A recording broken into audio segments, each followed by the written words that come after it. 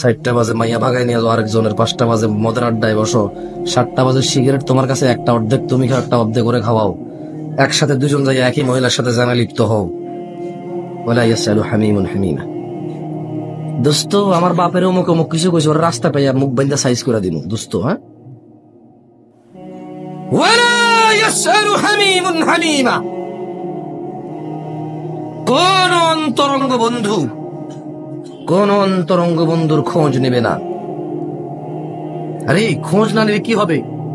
আল্লাহ তাআলা বলেছেন ইউবাসসিরুনহুম ইয়াওয়াদুল মুজরিমু লাউ ইফতাদি মিন আযাবি ইয়াউমিযিন বিবানি। এই অপরাধীগুলোকে একটাকে আরেকটার থেকে দৃষ্টিগোচর করা হবে। অপরাধী যখন আযাব চোখের সামনে দেখবে, এই আযাব থেকে বাঁচার জন্য সন্তান সন্ততিকে দিয়ে দিতে চাইবে। ইন্না লিল্লাহি ওয়া ইন্না ইলাইহি রাজিউন। আদরের খোকা, টিয়া, ঝুমুর, ঝুমকা, লতা পাতা, যেই নামেই ডাকো, আল্লাহ বলছে যে সেদিন আযাব দেখার পর অপরাধী আল্লাহকে বলবে, আল্লাহ সন্তান সন্ততিকে নিয়ে যাও, আমাকে বাঁচাও। পরিস্থিতি অনুভব করা সম্ভব এগুলা? নাচ গান, খেলতামাশা, খেলাধুলার মধ্যে মেতে থাকলে কিভাবে সম্ভব?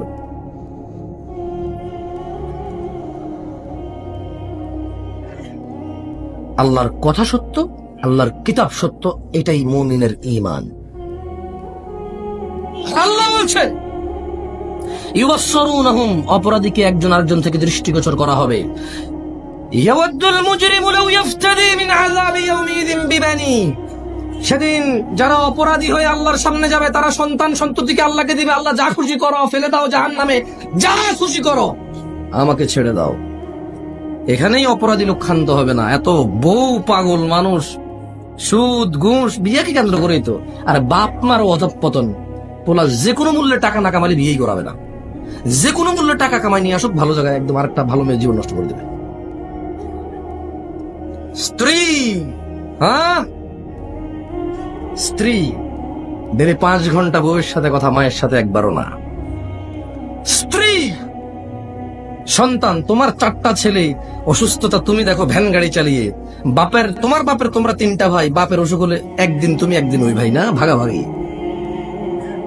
আরে লজ্জা করো টুকনগরবাসী, লজ্জা করো।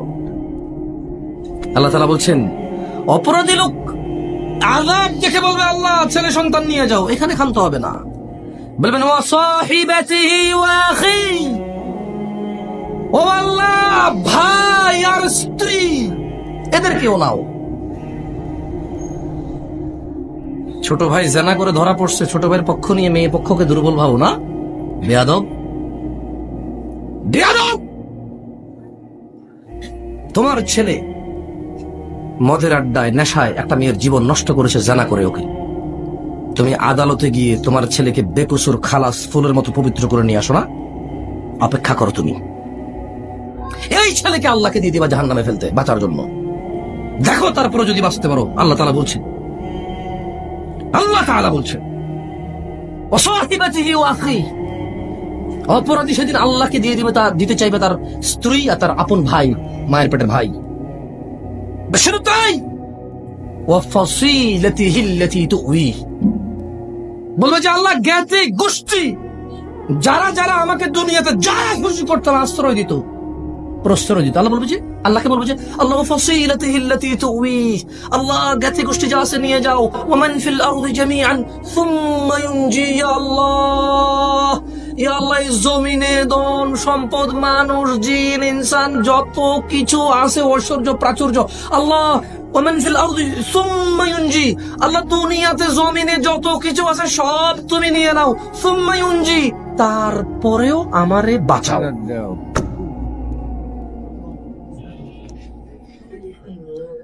আচ্ছা, তাহলে আমরা এখানে অপরাধীর আল্লাহর সাথে কথোপকথন দেখতে পেলাম। কি পেলাম দেখতে? এক ব্যক্তি কথা বলতে চাইলো কি আসার জন্য? আযাব আসার জন্য। আল্লাহ কি বলছে? এই আযাব যদি আসে কারা ক্ষমা পাবে না? কাফেররা ক্ষমা পাবে না। ওই আযাব যেদিন হবে, আকাশ হবে কিসের মতো আর পাহাড় হবে। আচ্ছা, ওই দিন কোন অন্তরঙ্গ বন্ধুর খবর নেবে? তাহলে আজকে বন্ধু বান্ধব চয়েস করার ক্ষেত্রে কি অবশ্যই ভাবা উচিত না? আচ্ছা, তাহলে আমরা দুটো সিচুয়েশন পেলাম, একটা লোকের আকাঙ্ক্ষা আর আল্লাহর ক্লেম যেটা হবে, এবং আল্লাহর একদম ডিরেক্ট সিদ্ধান্ত, কাফেররা বাঁচতে পারবে না ওই দিন। এবং আল্লাহ ওই সিচুয়েশনটা যারা আমরা এখনো দেখিনি, আল্লাহ আমাদেরকে আশ্রয় দিকে আমিন। যার উপরে আকাশ গলবে আর পাহাড় উড়বে, ও কি ভালো পরিস্থিতিতে আছে? আলহামদুলিল্লাহ, আল্লাহ আমাদেরকে আশ্রয় দিক। তাহলে সিচুয়েশনটা আল্লাহ বলতেছে। আচ্ছা, সেদিন কি ঘটবে বলেন তো? আল্লাহ তাআলা অপরাধী আর আল্লাহর একটা কথোপকথন পেশ করেছে এখানে। তো অপরাধী লোক আল্লাহকে কি দিতে চাইবে? প্রথমে দিবে সন্তান সন্ততি দিতে চাইবে। কি দিতে চাইবে? এটা হলো অপরাধী আল্লাহকে বলবে। তাহলে এখানে আল্লাহ আর অপরাধীর কথা। তাহলে প্রথম পার্ট হচ্ছে অপরাধী আল্লাহকে কি বলবে, ঠিক না? অপরাধী বলবে আল্লাহ ছেলে সন্তান নিয়ে নাও, ভাই আর স্ত্রী নিয়ে নাও। তারপরে বলবে যে জ্ঞাতি গোষ্ঠী নিয়ে নাও। তারপরে বলবে যে এই জমিনে যা কিছু আছে সবকিছু নিয়ে সুম্মায়ুনজি, তারপর আমাকে আশ্রয় দাও, বাঁচাও, নাজাত দাও। বলবে কিনা? তাহলে আমরা অপরাধীর কথা পেলাম। তাহলে আল্লাহ কি বলবে এটা জানার দরকার আছে কিনা?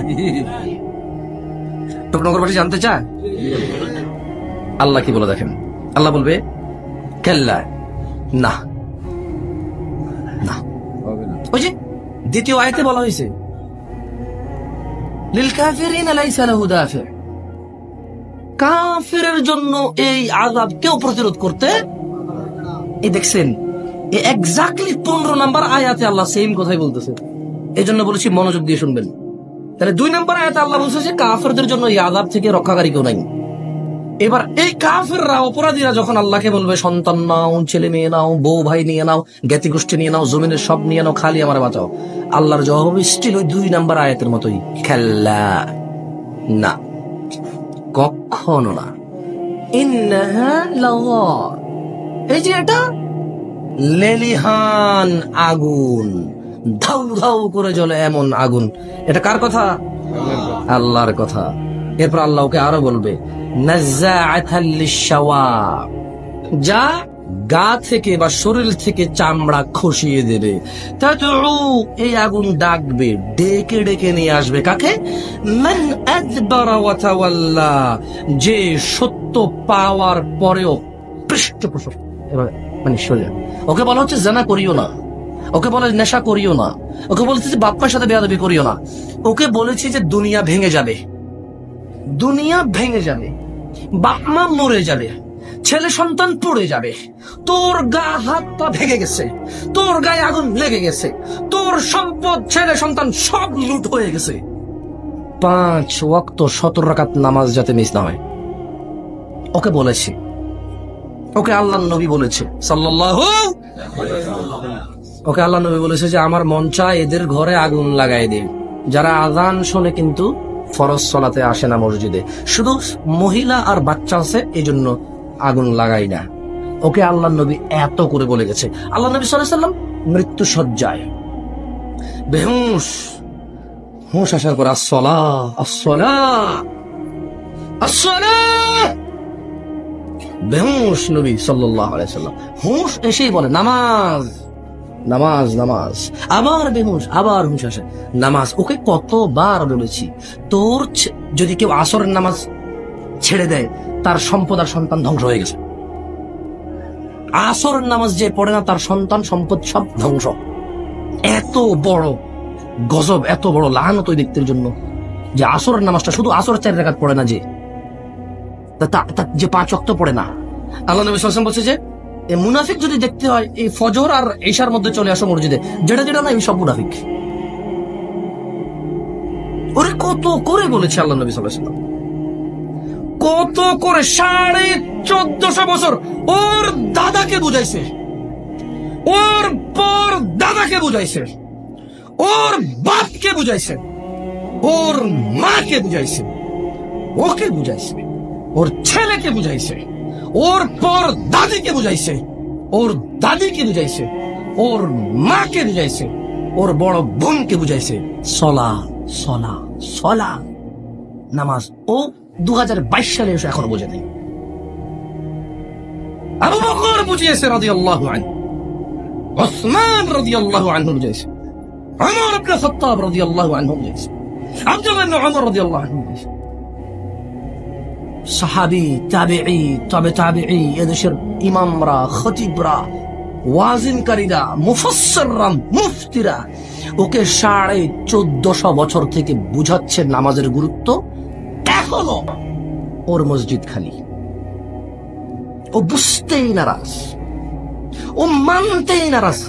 ও হচ্ছে মুসলমান যদি নামাজ না পড়ে থাকা যায় তাইলে। ও হচ্ছে মুসলমান যদি মদ খাওয়ার পরেও থাকা যায়, জানা করার পরেও থাকা যায়, আল্লাহ ব্যতীত অন্যান্য ঘর দুয়ারে গিয়ে সিজদা করে বাচ্চা কাচ্চা চেয়ে আল্লাহর কাছে না গিয়ে, সরাসরি না গিয়ে, এভাবে ঘুরে ঘাড়ে গিয়ে যদি মুসলমান থাকা যায়, ওকে। সুদ খেয়ে যদি জান্নাতে যাওয়া যায়, ও মুসলমান হতে, ও নাইলেও হবে না, নাইলেও মুসলমান হবে না। ওকে 1450 বছর থেকে বোঝানো হচ্ছে নামাজের গুরুত্ব, ও এখন পর্যন্ত বোঝেনি। ও বুঝেছে শুধু জুমার গুরুত্ব। ওকে বলা হয়েছে 5 ওয়াক্ত নামাজের গুরুত্ব, ও সপ্তাহে 1 ওয়াক্তের গুরুত্ব হচ্ছে, তাও অর্ধেক গুরুত্ব বুঝছে। ওই সপ্তাহের ওই দিনটার গুরুত্ব বেশি, কারণ একটা খুতবা আছে। কি আছে? ও খুতবাই শুনতে আসে। ও শুধু মানে দেখেন, ও দিনে 5 ওয়াক্ত নামাজের কথা বলা হয়েছে, ও 35 ওয়াক্ত পরে 36 ওয়াক্তটা বুঝছে, তাও অর্ধেক। খুতবা ছাড়া শুধু 2 রাকাত নামাজ বুঝছে, ও কমপ্লিট বসে নাই।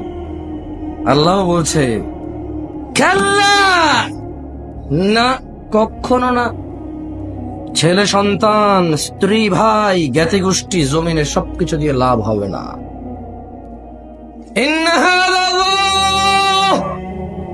এটা লেলিহান আগুন, নাজ্জাআতাল লিশ-শাওয়া, যা মানুষের গায়ের চামড়া খসে দেবে। তাদউ মান আদবারা ওয়া তাওয়াল্লা, জাহান্নাম সেই ব্যক্তিকে ডাকবে যে সত্যের প্রতি পৃষ্ঠ প্রদর্শন করেছিল, ও মুখ ফিরিয়ে নিয়েছিল। জাহান্নাম নিজেই ডাকবে বেনামাজিকে, নিজেই জানাকারীকে ডাকবে, নিজেই নেশাগ্রস্ত ছেলেটাকে ডাকবে, যে শুধু রাজনীতির ক্ষমতা দিয়ে নেশা করে বেড়ায়, যে শুধু বাপের ক্ষমতা দিয়ে নেশা করে বেড়ায়, সমাজের ক্ষমতা দিয়ে নেশা করে বেড়ায়, এলাকার ক্ষমতা দিয়ে নেশা করে বেড়ায়, বাড়ির ক্ষমতা দিয়ে নেশা করে বেড়ায়, বাপের ক্ষমতা নেশা করে বেড়ায়। 2 নাম্বারে 6 নাম্বারি করে নামাজ পড়ে না, যে জাহান্নাম নিজেই ডাকবে, নিজেই ডাকবে জাহান্নাম। ওকে বলে নামাজ পড়ো, পড়ে না। এটাই হচ্ছে সত্য থেকে পিছিয়ে যাওয়া, এটাই হচ্ছে সত্যকে বুড়ো আঙ্গুল দেখানো।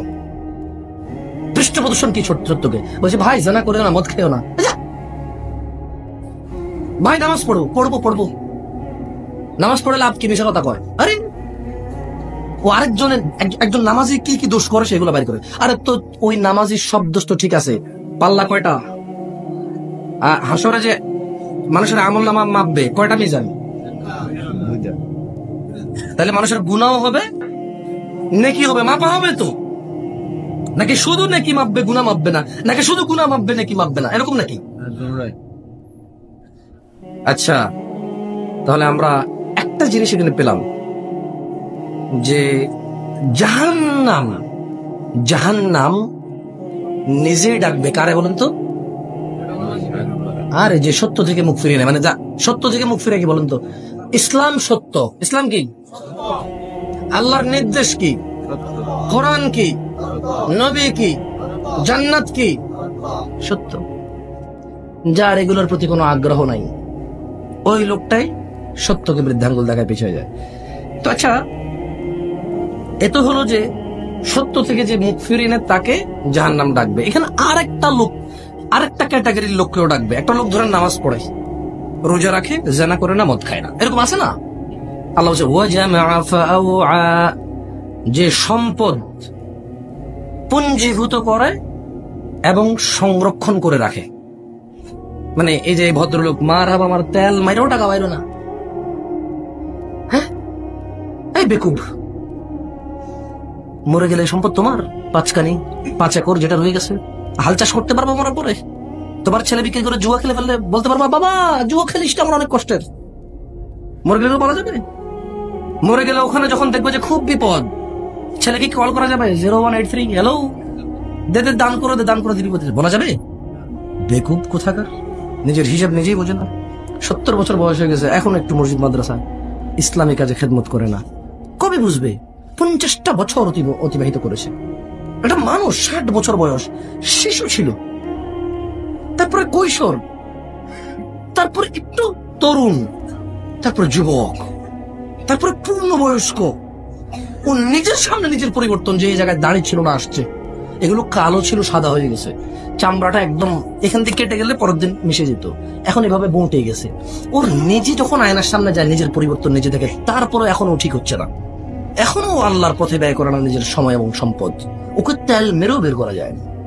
যা খুশি করো, যাকে খুশি দাও, করে পতিতালয় তোমার ছেলে দিয়ে দিবে বা মদের আড্ডা দিয়ে দিবে, তোমার সম্পদ, তোমার খুশি, তোমার জবাব। তো তেল মারা লাগে। প্রত্যেকটা মাহফিলে বিরক্ত হয়েছে, তেল মেরে মেরে টাকা নেওয়া। কেন কেন এই মসজিদ কার? কে নামাজ পড়বে এখানে? কার মসজিদ? বাইতুল্লাহ। নিজের ঘরে টাইলস, নিজের ঘরে আলমারি, সেগুন কাঠের খাট। আল্লাহর ঘরে মসজিদে কোনো কিছু না, কারণ আল্লাহর ঘর। হামারা क्या है, আল্লাহ का है। যেরকম ভাই ভাই শত্রু, ভাই খাল্লি বাল্লি হামারা সব কুছ, আল্লাহর সাথে শুরু করে দিয়েছে ওটা আল্লাহর, আমাদের কি? এত কৃপণ হয় মানুষ, এত কৃপণ হয় মানুষ, মানুষের এত উৎপাদন। আল্লাহর পথে দিবে, আল্লাহ এগুলো নেয়। এই পুরো পৃথিবীর সব মানুষ জিন মিলে যদি আল্লাহর সিজদা করে, আল্লাহ কি একটু বাড়বে? পুরো পৃথিবীর জিন ইনসান মিলে যদি আল্লাহর বিরুদ্ধে চান করে, আল্লাহ একটু কমবে? তো এগুলা কার জন্য? নেই তোমার জন্য, তোমার জন্য। ব্যাংকে যে টাকা জমা রেখে আসো, ওটা ব্যাংকের জন্য নাকি নিজের জন্য? তো আল্লাহকে দিলেও তো নিজের জন্য, ওটা জমা। এতটুকু যে বোঝে না তাকে কি বুঝাবো? আর যে এতটুকু বোঝে না, যাকে আল্লাহ তাআলা ডেকে বলে, ইয়া আইয়ুহাল্লাযীনা আমানু, হে তোমরা যারা ঈমান এনেছো, তোমরা যারা ঈমান এনেছো, হাল আদুল্লুকুম আলা তিজারাহ, আল্লাহ ডেকে বলে, ও তোমরা যারা ঈমান আনছো, তোমাদেরকে কি একটা ব্যবসার সন্ধান দিব? একটা ব্যবসা করবা?